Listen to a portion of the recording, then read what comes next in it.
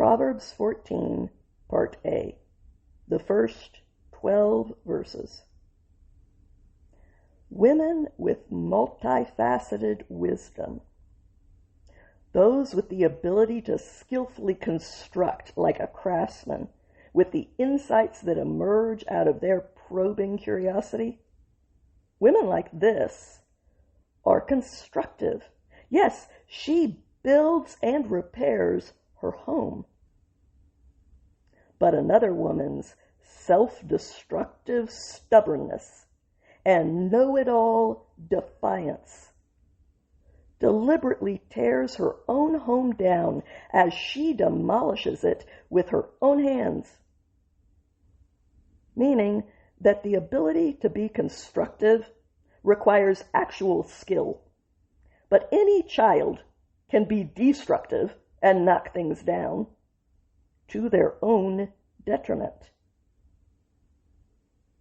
Whoever is journeying and progressing in integrity, with upward aims and a level approach, that is someone who has meaningful awe for Yahweh, the existing of all existence. They actively honor who he is. But whoever is devious and deviating in his life path, whoever is twisted in his conduct, route, and destination, that is someone who despises, holds him in contempt, and devalues him. Meaning, your straight versus warped conduct reflects your true reverence or lack thereof for God, regardless of your pretty words on the subject. Your outward actions are the indicator of the reality about your inner state. The open mouth of the stubborn know-it-all, someone who is a slave to their own self-destructive ways, their mouth contains a rod of legitimate punishment for overbearing self-elevation.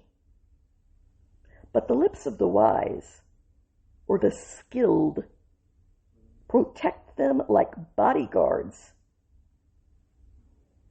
In having no oxen around, true, the manger in the stalls stays clean.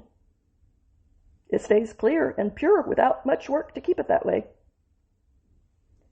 But the other side of that is that the capacity for force, power, or strength in an ox exponentially multiplies the great harvest that is produced and brought in.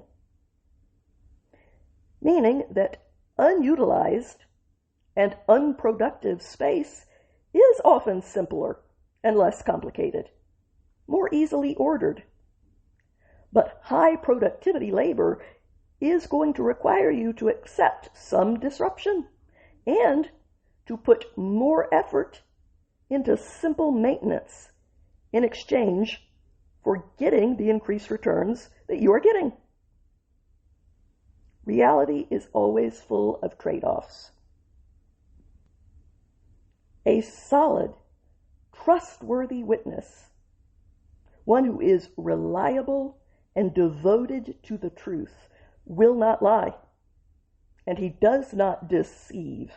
He does not utter words that fail to hold up or make empty promises that always disappoint. But a deceptively empty, fraudulent witness exhales falsehoods as effortlessly as breathing. He does it with every breath he takes. A braying jackass, a self-impressed cynic, who believes it demonstrates his own superior worth to belittle everything and to ridicule everyone. The person on that path desires, seeks, requests, and demands wisdom, the ability to skillfully construct with the insights that emerge out of a probing curiosity. And yet he is 100% unsuccessful. He never gains a drop of that kind of skill despite his demands. But comprehending and grasping experience comes so easily to someone with discernment.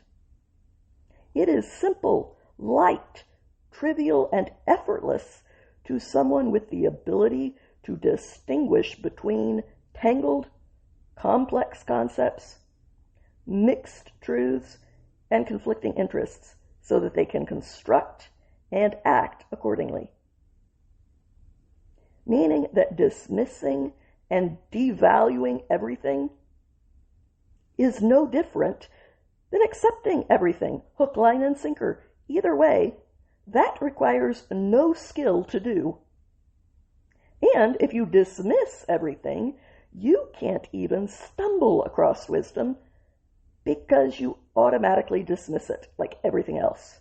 The real skill is analysis, evaluation, and the ability to untangle and to separate the valuable from the unvaluable and the solid from the illusion. But that is not as easy as a one-size-fits-all approach, especially when you pride yourself on that uniform approach as though it proves your worth or your intelligence. It proves neither. Get away from face-to-face proximity with a dumb brute and keep going, because you will not perceive the edge of comprehending or grasping experience there, where you are under his subtle influence. The skill of the cunning navigator is in distinguishing his life path, his conduct, route, and destination. But the stubborn self-destructiveness and childish know-it-all attitude of dumb brutes is an empty illusion. It is a malicious swindle.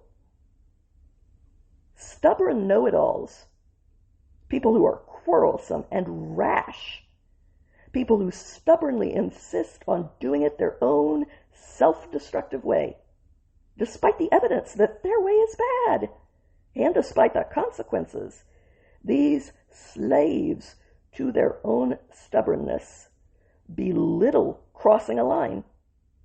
They belittle the crime of unjustly invading and violating someone else's space. They also belittle the idea of being found guilty and held responsible for that wrong, as well as belittling the idea of taking responsibility for it yourself and making it right through a repentant sacrifice on your part. But between the people of integrity who aim up and practice a level approach, there is a mutual goodwill of deliberate intentions, an environment in which missing the mark can be sincerely forgiven and atoned for. The heart, the place where your thoughts, emotions, inclinations, and conscience blend to form your will, that unique, functioning inner core experiences its own bitterness, the bitterness and rebellion of its primal essence, its self. And an outsider does not share, mingle, or mix in its joy, in its meaningful merrymaking and profound communal celebration. The solid house of the hostile, defiantly unjust criminal, the guilty convict who commits acts of rash hostility, defiance, warped malice, and injustice through self-centered low aims, that criminal's established house will be demolished obliterated and annihilated. But the people of integrity, who act on upward aims and pursue a level approach, their tent, their portable shelter and humble covering will thrive. It will bloom and flourish. It will grow and radiate life, beauty, and vivid color. Note that the house should offer more stability and protection, but it is undone from within, while the seemingly flimsy shelter endures when it is held up by integrity. There is a life path.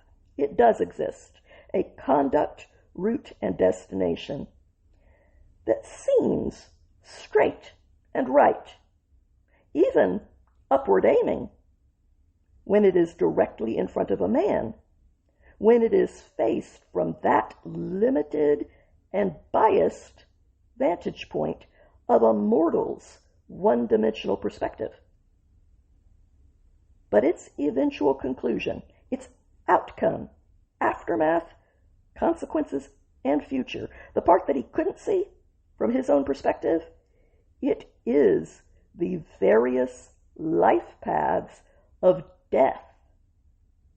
Meaning, the road to hell is paved with good intentions. Malice is not the only road that ends there. So you are wise to not make your own judgment the compass that you use to steer your choices. I pray that whatever voice God might choose to give me in this world, He would also give me the words that I should use it for. These words have meaning for me, and if they had some meaning for you as well, then I am truly grateful that we have both been given a gift from above and from each other. Have a good day out there, my friends.